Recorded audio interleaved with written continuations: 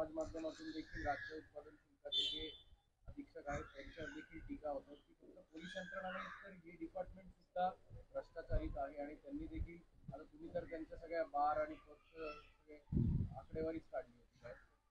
या डिपार्टमेंटची सातत्याने कारवाई पुढे राहण्यासाठी तुम्ही काही मागणी करणार आहात? मी तेच म्हणते की राज्य उत्पादन शुल्काच्या वर जर आम्ही एवढं सगळं बोललोय तर ही जबाबदारी आहे राज्य उत्पादन शुल्क मंत्र्यांची, ही जबाबदारी आहे. किंवा इव्हन म्हणजे आता समजा राजपूत असतील त्यांच्या जवळचा कोणी अधिकारी असेल, नंदकुमार जाधव, अजून खूप सारे लोक आहेत, या सगळ्यांची ही जबाबदारी आहे की त्यांनी बोललं पाहिजे. आता राहिला प्रश्न आमची लाईन ऑफ ऍक्शन काय असेल, तर आता जी कारवाई जर समाधानकारक वाटत नसेल तर पावसाळी अधिवेशनामध्ये आम्हाला आमची भूमिका काय मांडायची ती आम्ही ठामपणे सभागृहातही मांडू आणि सभागृहाच्या बाहेरची रस्त्यावरची लढाई आम्ही उभी करू. ज्या घटना घडतायत ना, इंग्रजचं राष्ट्रवादी अजित पवार गटाचे आमदार आहेत त्यांचं नाव आलं, मुंबईत झालेल्या बैठकीत छगन भुजबळ आणि अजित पवारांचं विधानसभेचं स्टेटमेंट आलं, जरंडेश्वरची जी चौकशी 2021 पासून चालू आहे ती पुन्हा ओपन झाली. या सगळ्या जर गोष्टी बघितल्या, लिंक त्या इंटरनल लिंक आहेत का, आणि या सगळ्या महायुतीत सगळं अलबेल नसल्याचं संकेत आहेत. या सगळ्याच्या क्रोनॉलॉजी मध्ये जर आपण जर जायचं ठरवलं ना तर क्रोनॉलॉजी असंही सांगते की फक्त शिंदे गटाचे आणि दादा गटाचेच लोक का बरं गोत्यात येत आहेत, की गोत्यात आणले जात आहे की ठरवून. नाही, मी तेच सांगते की ही सगळी जर क्रोनॉलॉजी जर बघितली तर दादा गटाचे आणि शिंदे गटाचेच लोक गोत्यात येताना दिसत आहेत. आणि ते गोत्यात येताना भाजपा कुठेतरी आपला लगेचच हात झटकून मोकळी होतीये का? कदाचित निकालाचा अंदाज आल्यामुळे आणि भाजपाच्या हे लक्षात आलंय की जर हे असेच आपल्या सोबत राहिले तर विधानसभेलाही फटका बसू शकतो, त्यामुळे आत्ताच आपण यांच्यापासून वेगळं झालं पाहिजे. यासाठीची ही नांदी आहे का की शिंदे आणि दादा गट या दोघांच्या पासून भाजपाला एक फारकत हवी आहे म्हणून चाललंय का? असू शकतो. भाजप जवळ कोणाला घेणार, दुसरा पर्याय काय? त्यांनी कोणाला जवळ घ्यायचं आणि कोणाला नाही घ्यायचं ते त्यांचं त्यांना लखलाभ. आम्ही कोणाला करायचं की नाही करायचं, नाही, तुमचा जो काही गर्भित अर्थाने जो प्रश्न आहे त्याचं मी थेट उत्तर तुम्हाला देते. जर तुम्हाला कुणाला असं वाटत असेल की अमित शहा जे दार किलकिल करून बघताहेत, काही दार थोठवण्याचा प्रयत्न होतोय, तर नाही. लोकसभा 2024चं मॅन्डेट जे माझ्या आकलनाप्रमाणे लोकांनी दिलेलं आहे आणि ते मॅन्डेट जे 4 जूनला जाहीर होणार आहे ते फोडाफोडीच्या राजकारणाने त्रस्त होऊन दिलेलं मॅन्डेट आहे. त्यामुळे आता पुन्हा त्या सगळ्या भानगडीत जाणे म्हणजे लोकांच्या मताचा अव्हेर करणं असेल. आणि सन्माननीय पक्षप्रमुख आणि शिवसेना उद्धव बाळासाहेब ठाकरे पक्ष त्या मॅन्डेटचा अव्हेर करणार नाही. त्या मॅन्डेटचा पूर्ण मान राखला जाईल आणि फोडाफोडीचं राजकारण करणाऱ्या कुठल्याही अशी संस्कृती जपणाऱ्या देवेंद्र प्रवृत्तीला, मी देवेंद्र व्यक्ती म्हणत नाहीये, देवेंद्र नावाच्या या प्रवृत्तीला आमचा पक्ष कसलेही खतपाणी घालणार नाही आणि कितीही दार किलकिल केलं तरी दार उघडलं सुद्धा जाणार नाही. नमस्कार. शिवसेना उद्धव बाळासाहेब ठाकरे पक्षाच्या वतीने सर्व डिजिटल प्रिंट माध्यमांचे मनपूर्वक स्वागत आहे. खरं तर आज काही पत्रकार परिषदेमध्ये काही बोलण्याचं असं काही विशेष प्रयोजन नाही, कारण मी स्पष्टपणे माझ्या एक्स पोस्टमध्ये लिहिलेलं आहे की मला जे काही बोलायचे ते मी 4 जून नंतर बोलेन. कारण 4 जूनला मतमोजणी आहे. देशातल्या सगळ्यात मोठ्या निवडणुकीचा निकाल 4 जूनला आहे. तत्पूर्वी 3 दिवस पोलिसांचा बंदोबस्त आणि एकूण पोलीस यंत्रणेवरचा ताण प्रचंड असेल. त्यात पुन्हा मला वेगळा ताण वाढवण्याची इच्छा नाहीये आणि त्यामुळे 4 तारखेच्या नंतर मला बोलायचं आहे.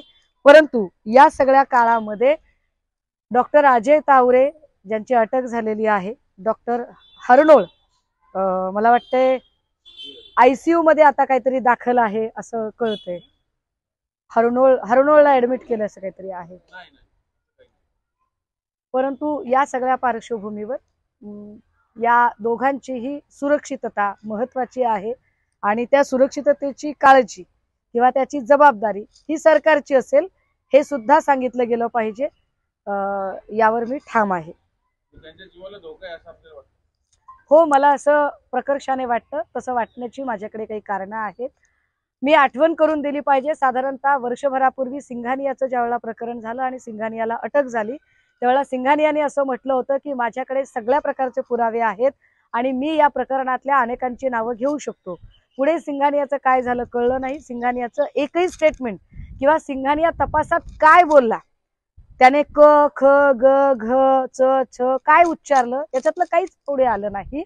सिंघानियाच्या नंतर अजून एक केस घडलेली होती, आठवण करून दिली पाहिजे सगळ्यांना.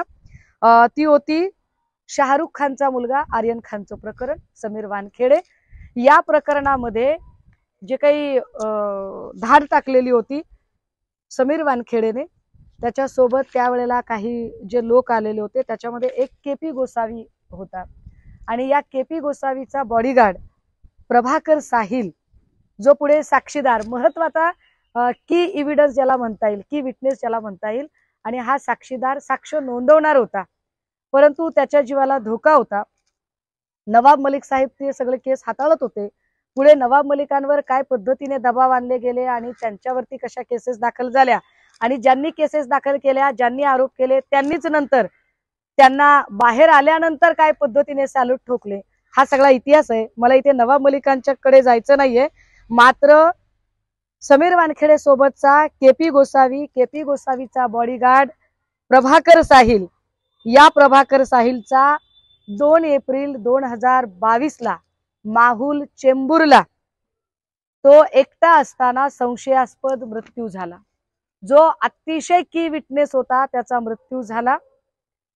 ललित पाटीलने सांगितलं की माझ्याकडे खूप नावं आहेत आणि मी खूप नावं घेऊ शकतो, पण त्याही सगळ्या प्रकरणामध्ये पुढे चौकशी काय झाली, ललित पाटील काय बोलला काय नाही, क ख ग घ च छ कोणाचं नाव घेतलं काय नाही, याच्यावरती जराही माहिती पुढे आली नाही.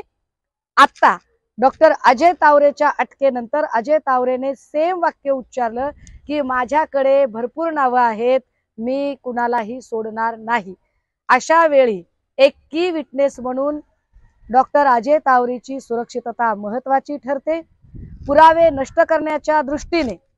कारण पोर्शे कार अपघात प्रकरणामध्ये जर इतके सगळे बडे प्रस्थ गुंतू शकतात, रक्ताचे सॅम्पल बदलू शकतात, रातोरात 12 तासाच्या जामीन होऊ शकतो, पिझ्झा बर्गरच्या पार्ट्या होऊ शकतात, वाटेल त्या पद्धतीने त्याला वाचवायचे प्रयत्न होऊ शकतात, तर पुरावे नष्ट करण्यासाठी अजय तावरेच्या जीवाला धोका का होणार नाही. त्यामुळे अजय तावरेची सुरक्षितता महत्वाची आहे.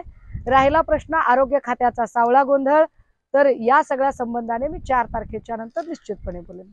नेमके आरोप कुणावर करताय तुम्ही? कारण प्रशासन आता ते ताब्यात आहेत खरं तर दोन्ही डॉक्टर्स, नेमका आरोप कुणावर आहे? कारण तुम्ही त्या ट्विट मध्ये खूप छोटं बोललात, पण अनेक गोष्टींचा उलगडा होणार आहे असं म्हणताय तुम्ही.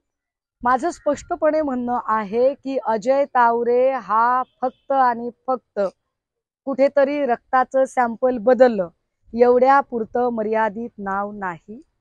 अजय तावरे जेव्हा म्हणत आहे की माझ्याकडे अनेक नावं आहेत, मी तोंड उघडेन, त्यावेळेला त्याच्या बोलण्यातला की एकदा गिरीश महाजन आणि सगळ्यांनाच मी तर 4 जून नंतर बोलेनच ना, बोलेन मी 4 जून नंतर.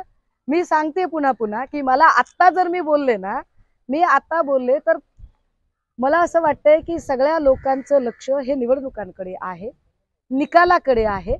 आत्ता निकालासाठी म्हणून पोलीस यंत्रणा आणि एकूण कायदा व्यवस्था त्यासाठी सज्ज होत आहे. अवघ्या 3 दिवसावर निकाल आहे. अशा सगळ्या परिस्थितीमध्ये आपण वेगळा ताण वाढवू नये अशी माझी प्रामाणिक इच्छा आहे. मी कायदा पाळणारी मुलगी आहे, मला कायदा पाळायचा आहे. अहो मी अनेक नावं घेतेय, मी एकाही नावावरून माघार घेत नाहीये. माझं असं म्हणणं आहे की एकट्या अजय तावरेलाच का, अजय तावरेकडे अनेक नावं आहेत, पण अजय तावरेला पुरावे नष्ट करण्याच्या हेतूने अजय तावरेच्या बाबत काही घडायला नको, एवढंच माझं म्हणणं आहे.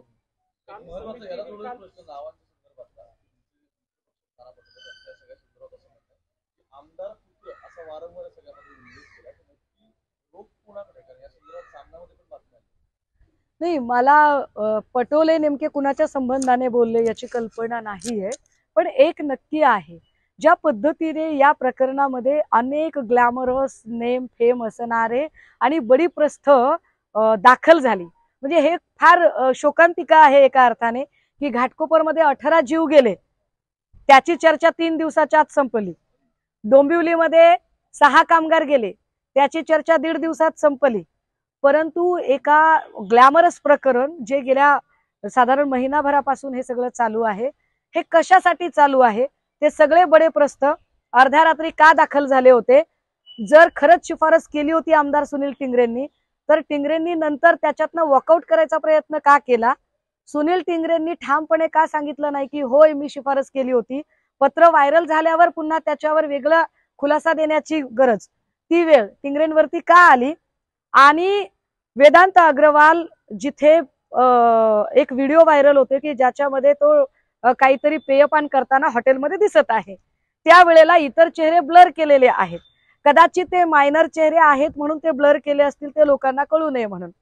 पण पोलिसांकडे त्यांची माहिती असेल ना की जे ब्लर केलेले चेहरे ते कोणाचे चेहरे आहेत, काय ते खूप मोठ्या बड्या हस्तींचे कुणी आहेत का, म्हणून ते चेहरे ब्लर केलेत का, की त्यांना वाचवण्यासाठी. मग तो आमदार कोण, आणि त्या आमदाराशी आमदार सुनील टिंगरेंचा काय संबंध, आलं पाहिजे एकदा पुढे सगळं. 14 कॉल झाले तावरे आणि अग्रवाल यांच्यामध्ये, तेवढेच कॉल झालेत की आणखी काय कॉल झाले असण्याची शक्यता. मला असं वाटतं की हे सगळं सीडीआर वगैरे तपासणं ही गृह खात्याची जबाबदारी आहे. आणि सगळ्यात जर मी करायचं असेल तर मी पुन्हा म्हणेल की गृह खातं माझ्याकडे द्या, मी चालवून दाखवते. मुळात प्रश्न काही असा आहे की आमदारांचा समावेश जर असेल, आमदार 24 नंतर येऊ शकते.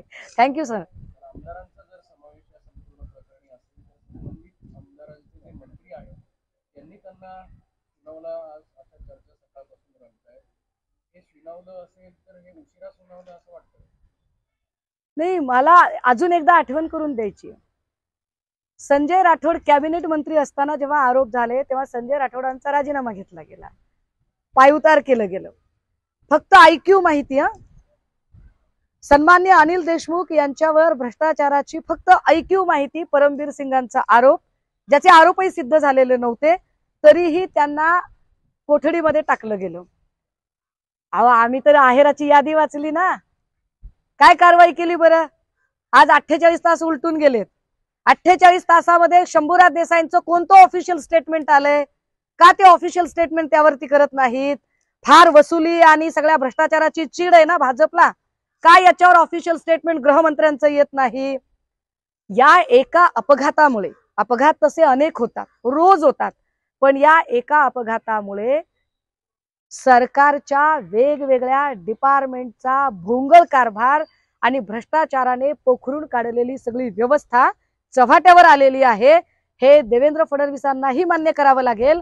आणि या निमित्ताने म्हणजे काल आमचा तर आधीच पल्लवी सापळेंवर तर आमचा आक्षेप आहेच आहे.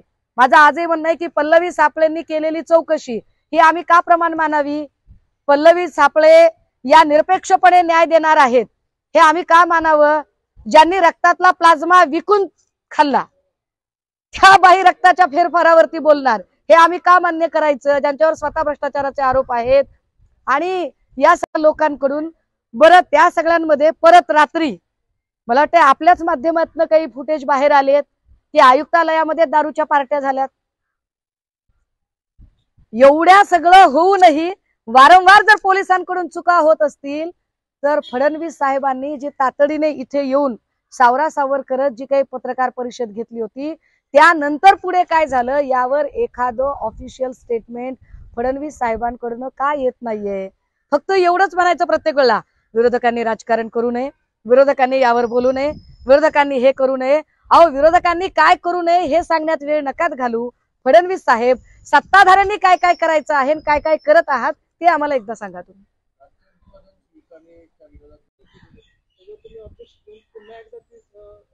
नाही, त्या अहवाल तपासणी करायला आल्या होत्या की बिर्याणी खायला आल्या होत्या.